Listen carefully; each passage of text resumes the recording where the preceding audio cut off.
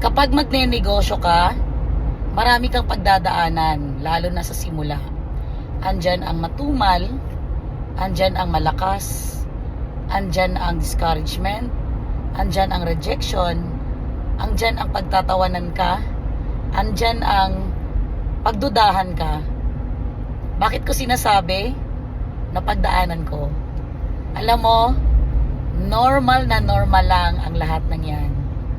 Kaibigan, ang advice ko sa'yo, tumuloy ka lang. Ipaglaban mo lang yan kung anong negosyo ang gusto mong simulan.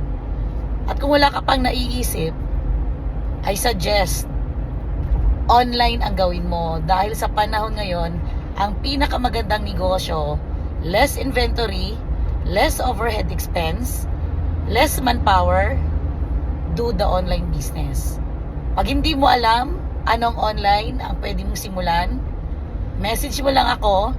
Baka itong nasimulan kong negosyo, kaya mo din gawin at naniniwala ako, kung nakaya ko, kaya mo rin.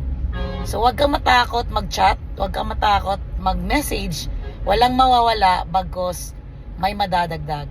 Malay mo, sa dami-dami ng hinahanap mo or pinipray mo or gusto mong simulang business, simulan mo na, hindi bukas, hindi sa sunod, kundi now. Action. Dapat mabilis ka sa action and i-apply mo agad.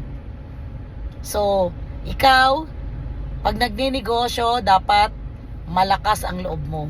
Hindi lang kasi sipag at tiyaga ang kailangan to become successful also sa pagbibusiness. Dapat desidido ka, willing ka, at walang room for quit. So, sabi nga, quitters never win, winners never quit.